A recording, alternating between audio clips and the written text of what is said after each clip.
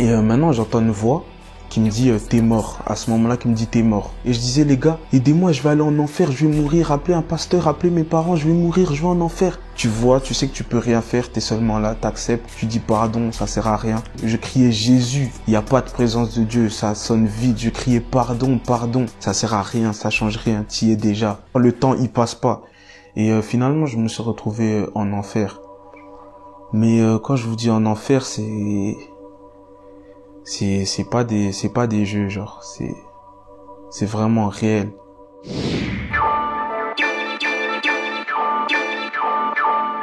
Bonjour à tous, donc moi c'est JD, mon nom complet c'est Jean David. Je vais vous expliquer mon témoignage. J'ai grandi dans l'église, mes parents servent depuis que je suis bébé, mais maintenant je suis tombé, on va dire, dans une routine, dans un ennui. Pour moi c'était ennuyant l'église, tout ce qui était l'église, quand on parlait de Dieu c'était ennuyant. Donc j'ai été chercher de l'amusement dans le monde, dans tout ce qui était les filles, les fêtes, l'alcool, la bringue si je puis dire, également les bagarres. Les bagarres, j'étais un garçon très violent, vraiment violent, me taper, même des fois me ramasser des coups aussi. C'est quelque chose que j'aimais, genre cette interaction, ça m'animait vraiment. Je me donnais un genre du style, ouais, être impliqué dans les bagarres de quartier, etc. J'aimais aussi beaucoup l'argent. J'étais vraiment omnibulé par l'argent. Pour moi, tout moyen était bon de faire de l'argent, que ça soit propre ou sale. Je peux pas finir pauvre. Et malheureusement, j'ai fait beaucoup de bêtises suite à ça. Mais maintenant, je vais vous raconter comment Dieu a totalement transformé ma vie du jour au lendemain.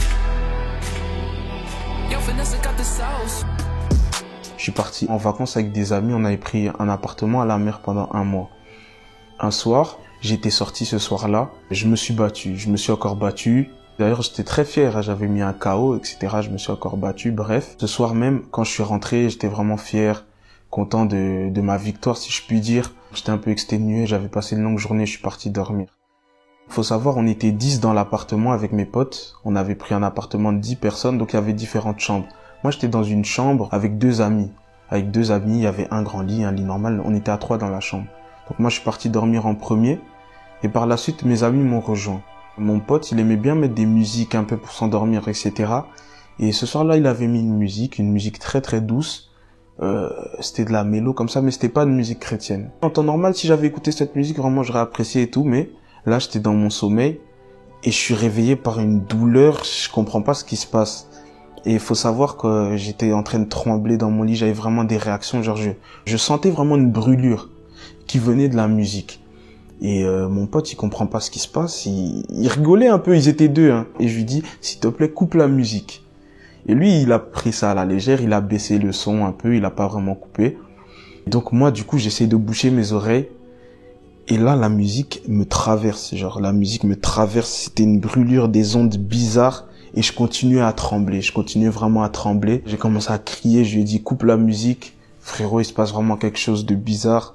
Et maintenant, j'entends une voix qui me dit t'es mort. À ce moment-là, qui me dit t'es mort. Donc moi je comprends pas, pris de panique, je commence à me lever, m'habiller. Je dis je peux pas rester ici, je dois partir. Parce que je sentais cette douleur, je me sentais mal, je comprenais pas ce qui se passait. Et j'ai commencé à dire à mes potes. Donc il y avait avec moi mon pote chrétien et mon pote musulman. J'ai dit ouais, priez pour moi les gars, priez pour moi. Je sais pas ce qui se passe, mais priez pour moi, appelez un pasteur. Appeler mes parents, mais prier pour moi. Et du coup, mon pote chrétien qui était avec moi, qui a mis la musique, il a pas vraiment fait attention. Mon pote musulman, il s'est vraiment mis à prier. Il faisait ses prières, du coup, en arabe, etc. Et maintenant, j'entends cette même voix qui m'a dit t'es mort, qui se moque de mon pote et qui dit inconscient, tu pries la mauvaise personne. Et à ce moment-là, du coup, moi, j'ai vraiment paniqué. Et je me rapproche de lui, je dis frère arrête, je dis frérot arrête. Et lui il pensait que je sais pas, il me délivrait, donc ça veut dire qu'il parlait encore plus fort. Et à ce moment-là, il m'est arrivé vraiment quelque chose de fou. J'étais là et je me suis vu moi-même, mais en train de flotter moi-même devant moi. Donc ça veut dire que je me voyais 2 fois. Et à ce moment-là, je suis devenu, mais quand je vous dis complètement hystérique, j'étais fou. J'ai commencé à crier, sauter, j'essayais de courir en fait, comme si je courais après moi-même et j'étais fou, je criais Et quand j'étais dans cet état-là, faut savoir que j'ai pris conscience de vraiment toute la vie. Je sais pas comment ça se fait, mais je savais tout. Et je disais, les gars, aidez-moi, je vais aller en enfer, je vais mourir, appelez un pasteur, appelez mes parents, je vais mourir, je vais en enfer. Et je courais après moi-même. Et mes potes, ils me contiennent, ils essayaient de me tenir parce que je sautais vraiment, je renversais tout dans l'appartement. Et ils me tiennent, et je dis, les gars, s'il vous plaît, tenez-moi, tenez-moi, tenez-moi. Ils disent, on tient, qu'est-ce qui se passe et tout? Je dis, tenez-moi. Et après, je dis, les gars, c'est trop tard, c'est fini pour moi, je vais aller en enfer. Donc, je vois mes potes me tenir de moins en moins, parce que je me sens tout simplement descendre, jusqu'à ce qu'il fasse vraiment, je sois vraiment dans le noir. Maintenant, à ce moment-là, la même voix là qui s'est moquée de moi, m'a dit, je t'avais dit, tu es mort, ça servait à rien de te débattre. Et je me vois en train de voler. Et on me dit, tu vois. Et après, je me vois en train de me battre. On me dit, tu vois. Et en fait, j'ai vu une série de choses que j'ai fait dans ma vie, de mal. Et à chaque fois, on me disait, tu vois, tu vois, tu vois, tu vois, tu vois. Il faut savoir que quand j'étais dans cet état-là, bon, comme je vous ai dit, je savais tout, je comprenais tout. Donc ça veut dire, j'avais pris conscience du bien, du mal. J'avais pris conscience que le paradis, l'enfer existait. J'avais pris conscience de tout, de toute la vie. Et maintenant, j'entends orateur, orateur, orateur, orateur. J'entends ça plusieurs fois.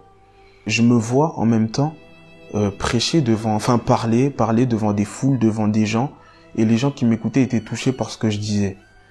Et après, on me dit orateur. Cette même voix, orateur, orateur, en boucle. Et il me dit, orateur, c'était ça ta destinée. Et t'es passé à côté. Donc j'étais complètement choqué. Parce que moi, faut savoir, quand j'étais petit, bon, j'avais des problèmes un peu pour parler. J'ai parlé un peu tard, puis après je buguais, je parlais lentement. J'avais des problèmes en général pour m'exprimer quand j'étais très petit. Et cette voix-là me dit, tu vois, quand t'étais petit, en fait, ça, c'était des attaques. C'était des attaques parce que c'est avec ta voix que t'étais censé rentrer dans ta destinée. Mais toi, avec ta voix, tu préférais faire du rap mondain. Tu préférais escroquer les gens. Tu préférais baratiner les filles. Et bref, moi, j'étais comme ça. Donc, t'étais en train de chuter. Tu vois, tu sais que tu peux rien faire. T'es seulement là, t'acceptes. Tu dis pardon, ça sert à rien. Je me suis retrouvé devant une très grande porte. J'étais devant, j'attendais, mais cette porte-là, je l'ai pas passée. Et finalement, je me suis retrouvé en enfer. Mais quand je vous dis en enfer, c'est pas des jeux, genre c'est vraiment réel. Donc ça veut dire que souffrance. Mais non, le mot douleur, le mot souffrance, ça peut même pas qualifier l'enfer. C'est trop, c'est trop. Je criais Jésus. Il y a pas de présence de Dieu, ça sonne vide. Je criais pardon, pardon. Ça sert à rien, ça change rien, t'y es déjà. Le temps, il passe pas. 1 seconde, 2 secondes, comme là, je suis avec vous, je parle. Le temps ne passe pas, tu peux pas compter les secondes. 1 seconde, peut-être c'est 100 ans. Il y a pas de temps. Et donc, j'étais là. J'étais en train de souffrir, je criais, j'avais des ondes bizarres, j'implosais, je comprenais pas. En fait, c'était mon âme, mais je comprenais vraiment pas, c'était une douleur inqualifiable. Et maintenant, je vois ma mère en train de prier pour moi la nuit et pleurer. Il faut savoir que chaque larme qui coulait du visage de ma mère, ce que j'ai payé pour ça, c'était trop. C'était vraiment trop. C'est une douleur, même le mot douleur, c'est pas assez. Ensuite, faut savoir que avant je faisais du rap. Je m'efforçais à essayer de me faire un nom, etc., à faire des choses pour qu'on entende parler de moi. Donc, ça veut dire que logiquement, j'influençais des personnes derrière moi. Et maintenant, chaque personne, on va dire que j'ai influencé, j'ai payé pour ces personnes-là. Chaque personne qui voulait m'imiter, j'ai payé pour ces personnes-là. Jusqu'aux personnes qui écoutaient mes musiques, j'ai été puni pour ces personnes qui écoutaient les musiques. Mais quand je vous dis la souffrance, en fait, c'est une souffrance. T'es là, mais tu ne peux pas l'assumer. Donc ça veut dire que c'est trop. T'es là parce que tu peux pas t'échapper, mais t'es en saturation. C'est impossible. Ce n'est pas fait pour les hommes. L'enfer, ça a été créé pour ceux qui ont conspiré contre Dieu, pour Lucifer et les démons, les anges déchus qui ont conspiré contre Dieu.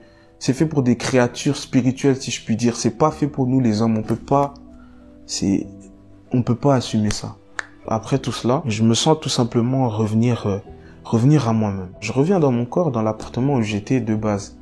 Et il faut savoir, mes potes qui étaient avec moi là, ils m'avaient allongé sur un lit. Ils s'étaient positionnés tous autour de moi. Et ils étaient un peu en panique. Certains lâchaient quelques larmes, certains paniquaient, certains ne savaient pas s'ils devaient appeler l'ambulance ou pas. Et puis je reviens, puis ils me disent, JD, ton cœur s'arrête de battre, ton cœur bat lentement, ton cœur bat vite. Qu'est-ce qui se passe, gros? Tu fais un arrêt du cœur, qu'est-ce qui t'arrive, en fait? Et moi, en fait, quand je suis revenu à moi-même, j'avais une révolte. Et en fait, j'étais clairement énervé. J'ai commencé à leur crier dessus. Je leur disais, c'est pas un arrêt du cœur que je suis en train de faire, c'est un arrêt de l'âme. Et je faisais que leur crier dessus. Et je leur disais, nous, on est là, on fait nos trucs, mais on se rend pas compte de ce qui nous attend derrière. On se rend pas compte que le salaire du péché, c'est la mort. Mais la mort spirituelle. Et la mort spirituelle, c'est pire que la mort physique. Et faut savoir, en fait, je faisais des allées-venues. Je faisais vraiment des allées-venues. Et donc j'avais vraiment ce sentiment-là. Donc je quittais mon corps, j'allais en enfer, puis je revenais dans mon corps, puis je repartais en enfer. Je revenais dans mon corps, je repartais en enfer. Et moi, je comprenais pas. Je leur disais, mais attendez, c'est de la torture. Donc moi, je vais mourir devant vous, mais je vous aurais dit ce que c'est l'enfer. Donc moi, je vais être l'exemple, la leçon pour tout le monde. En fait, j'étais vraiment révolté. Je leur disais, vous pouvez pas aller où je suis. Vous pouvez pas aller là-bas. C'est pas fait pour nous. C'est impossible. Donc moi, je leur criais dessus. Puis d'un coup, ma langue a commencé à brûler. Comme s'il y avait une lueur qui était dans ma bouche. Et ça sortait tout seul. C'est pas moi qui parlais. Et ils m'ont dit qu'apparemment, ce que je leur disais, c'est que je prêchais, je les exhortais. Moi, j'étais un type, je lisais pas la Bible. Je lisais très rarement la Bible, même si je l'ai jamais lu de ma vie avant. Et je leur sortais des versets bibliques, je leur prêchais, je leur ai parlé apparemment des 7 années de tribulation, je leur ai parlé de plein de choses en fait. Et genre ma langue brûlait. Et moi, je voulais juste dire, les gars, évitez l'enfer, mais il y a tout ça qui sortait de ma bouche et je contrôlais pas ce qui sortait de ma bouche. Comme je vous ai dit, l'enfer, il n'y a pas de temps. Donc, c'est-à-dire, quand je revenais, je vous promets, j'avais l'impression d'être super vieux. J'avais l'impression peut-être d'être parti 200 ans, 100 ans, 10 ans. Alors que peut-être je faisais des allées-venues de quelques secondes, mais j'avais l'impression vraiment d'être parti longtemps. Et quand je revenais, j'avais le sentiment d'être encore plus vieux. Donc, à un moment, dans ces montées-descentes, j'ai ressenti un poids, mais c'est pas un poids que tu peux porter. C'est un poids vraiment qui me tirait de l'intérieur et je me sentais encore descendre. Et je disais, les gars, tenez-moi, c'est trop lourd, c'est trop lourd. Et comme je vous ai dit, dans cet état-là, j'étais conscient d'un peu de tout. Donc ça veut dire que je disais, les gars, je suis en train de porter le poids de vos péchés. Là, je vais descendre parce que je porte le poids de vos péchés, c'est trop lourd. Et ils essayaient de me tenir, mais ils tenaient mon corps, pas mon âme. Donc mon âme était en train de redescendre. Et j'étais en train de crier et tout. Puis j'ai dit, mais attendez, en fait, là, je suis en train de porter le poids des péchés de vous, ici, mes 5 amis qui êtes autour de moi. Mais Jésus a porté le poids des péchés de toute la terre. Le poids des péchés de vous, de moi, de tout le monde. Et moi, quand je vous dis les 5 amis là, le poids, c'était un truc, ça tirait mon âme de l'intérieur. Et je leur disais, tenez-moi, je criais, c'était trop lourd. Ils me tenaient, je suis quand même redescendu. Et quand je suis redescendu, je pense pour la dernière fois, je vois mon pote tout simplement en train de faire des bêtises. Et maintenant, moi, j'ai commencé à dire, mais attendez, c'est mon pote, c'est pas moi. Pourquoi je devrais souffrir pour mon pote? On m'a rétorqué, les bêtises de ton ami, c'est tes bêtises aussi si tu le fréquentes. Soit tu l'aides ou tu l'empêches de faire ça, ou soit t'arrêtes de le fréquenter. Après ça, j'ai encore souffert. Même le mot souffrance, c'est même pas assez. À un moment, dans toute cette douleur-là, quand je vous dis la douleur, là, c'est déjà insupportable. Mais là, c'était vraiment le summum de l'insupportable. C'était impossible. C'était de trop. Et comme je vous ai dit, je savais tout. Et quand j'ai ressenti cette douleur-là, cette implosion, cette explosion, ces vibrations bizarres, c'était vraiment de trop. Et en fait, c'était la souffrance tout simplement d'un homme de Dieu. D'un homme de Dieu qui finit en enfer. Et c'était la pire de tout ce que j'ai déjà vécu avant, c'était la pire de toutes. Et après cette phase-là, je me retrouve par terre, sur un sol, si je puis dire, pas vraiment blanc, mais c'était une matière assez, ça m'avait l'air propre, très luxueux. Après, c'est une matière que j'ai jamais vue dans ma vie. Je me lève et je vois devant moi comme des gardes en V comme ça, en V, et des gardes grands, mais vraiment tellement grands que limite j'arrivais pas à voir leur visage, je voyais le bas de leur corps, si je puis dire. Et maintenant, au coin de ce V là, au coin du V, il y a une grosse présence comme ça qui est arrivée, une grosse lumière. Dès que j'ai senti ça, je me suis allongé par terre Je me suis vraiment mis comme ça, par terre, tout mon corps allongé face contre terre. Comme un réflexe, je me suis mis comme ça par terre, je sais pas pourquoi. Et quand j'ai senti cette lueur, cette puissance, en fait, j'ai jamais ressenti ça dans ma vie, j'ai jamais... Faut savoir, moi, je me battais, je tapais des gens, je me sentais un peu invincible. Je ne me suis jamais senti aussi faible de ma vie. Jamais. Quand j'ai senti cette puissance-là, je me suis dit, mais en fait, je suis moins qu'un insecte, une poussière. Cette puissance-là, même comme ça, un souffle, il y a plus de planétaire, c'était trop puissant, je me suis jamais senti aussi vulnérable de ma vie. Et genre, j'étais tétanisé, j'avais vraiment peur. Enfin, c'était pas vraiment de la peur, c'était de la crainte, j'étais tétanisé, je bougeais pas. Déjà, je n'arrivais pas à bouger, j'arrivais pas à lever la tête et j'étais conscient que si je levais la tête, j'arrivais à regarder ça de mes yeux, j'allais complètement me faire désintégrer, c'était trop puissant, je pouvais même pas regarder, je pouvais pas lever les yeux. J'étais là en train de pleurer, je disais pardon, je veux pas mourir, pardon, je peux pas aller en enfer, pardon, pardon. Et je m'exprimais en fait, faut savoir, je m'exprimais un peu avec l'argot. J'étais un peu trop à l'aise quand je parlais. Je m'exprimais un peu en argot, des langages de jeunes, etc. Et maintenant, cette puissance-là, Dieu, tout simplement, m'a dit, est-ce que tu sais à qui tu parles? Quand il a dit ça d'une grosse voix, c'était pas une voix énervée ou quoi, c'était une voix autoritaire. On m'a dit, est-ce que tu sais à qui tu parles? Quand j'ai entendu ça, instantanément, tout mon corps a commencé à brûler. J'ai commencé à crier. J'ai dit pardon, pardon, pardon. Je vais m'exprimer en bon français. La langue que tu as inspirée aux hommes. Avec l'intelligence que tu as donnée aux hommes. Pardon, pardon. Et j'ai commencé à m'exprimer bien. Mais quand je vous dis bien m'exprimer, moi j'avais un peu... Bon, mon langage avant c'était compliqué. Hein, beaucoup d'argot, etc. Là, j'ai jamais autant bien parlé de ma vie. Je parlais vraiment de manière distinguée. Comme si j'étais face à un président, comme si j'étais face à un roi. Je disais oui, vous, pardonnez-moi, etc., etc., etc. Et maintenant, d'un coup, j'ai commencé à parler tout seul. Je sais pas comment ça se fait, mais j'ai commencé à parler tout seul. Et déjà, c'était pas ma voix, c'était une voix particulièrement grave. Il faut savoir, mon âme était ailleurs, mais mon corps était dans l'appartement. Et mes potes, ils entendaient ce que je disais, ils entendaient ce qui sortait de ma bouche, ils entendaient ce que je disais. Et cette voix-là, grave-là aussi, ils l'ont entendu. En fait, j'étais en train de promettre, tout simplement. Et j'ai commencé à promettre de consacrer ma vie à Dieu, passer ma vie à témoigner, de passer ma vie à gagner des âmes, passer ma vie à servir Dieu. Et quand j'étais en train de faire cette promesse-là, en fait, je promettais pas devant n'importe qui. Donc ça veut dire que j'avais ce sentiment, cette douleur-là, comme si j'étais en train de redescendre. En fait, c'était soit je m'accroche à cette promesse, soit je vais en enfer, soit je meurs. Soit je m'accroche à cette promesse-là de servir Dieu, soit je meurs.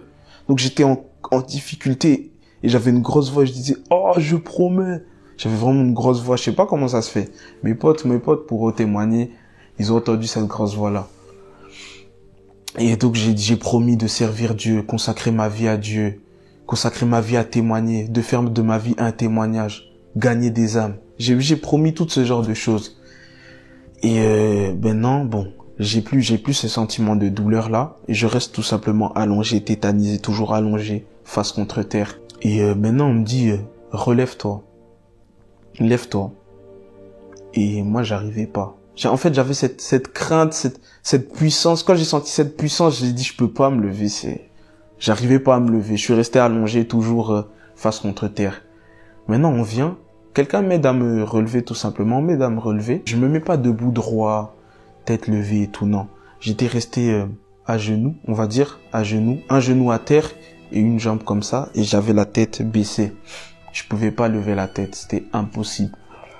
Donc quand j'ai été dans cette position-là, j'ai commencé à regarder autour de moi, mais pas devant. Hein. Donc j'avais toujours la tête baissée, je ne me permettais de regarder que sur les extrémités. Je pouvais pas, absolument pas lever la tête, impossible pour moi, j'allais me faire décimer. Trop puissant. Je vois tout autour de moi, en fait, plein d'hommes. Tout plein d'hommes. Et comme je vous ai dit, dans cet état-là, j'avais la connaissance et j'avais la conscience des choses. Je sais pas comment ça se fait, mais j'avais la conscience de tout.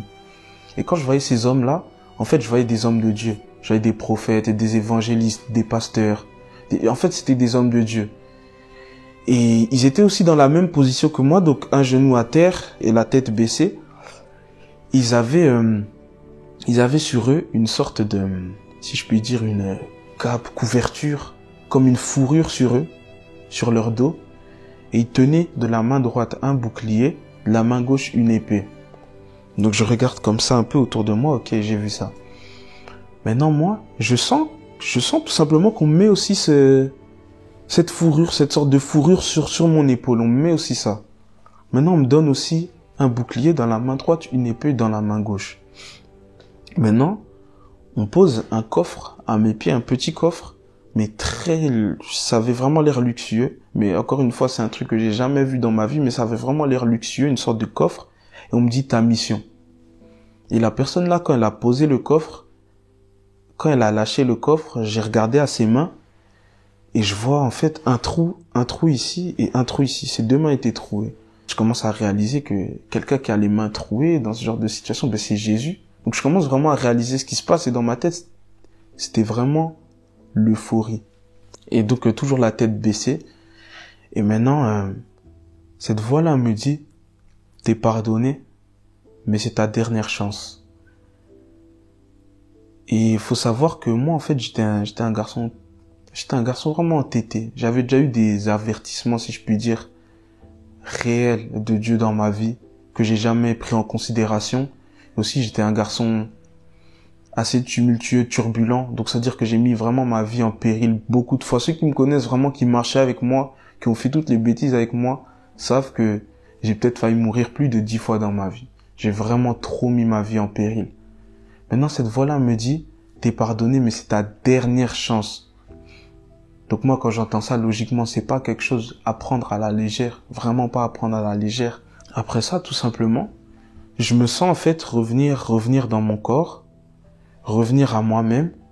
Et quand j'étais en train de revenir, j'entends vraiment plein de choses. Il y avait vraiment beaucoup de choses qui défilaient dans mes oreilles, dans ma tête. Il y avait trop de choses qui défilaient. J'entendais plein de choses. Et j'ai notamment entendu la voix du début, qui se moquait de moi, qui m'a dit t'es mort, qui criait, qui disait non, il en sait trop, il mérite pas le pardon, c'est un pécheur, il en sait trop, il mérite pas le pardon.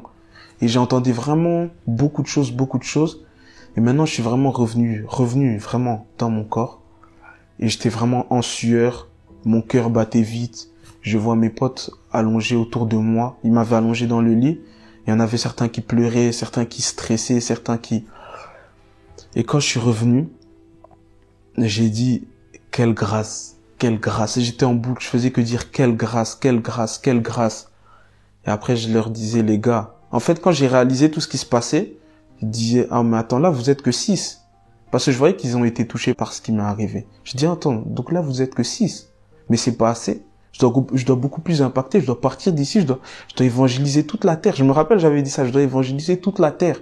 C'était vraiment, j'avais ce feu, je disais non, je dois gagner des âmes, les gens ne peuvent pas vivre l'enfer. Même l'enfer, c'est pas quelque chose de souhaitable, même à son pire ennemi. Donc je disais non, je dois évangéliser, je dois pas rester ici, etc. Après je leur ai dit les gars, à partir d'aujourd'hui ma vie a changé, ma vie va changer.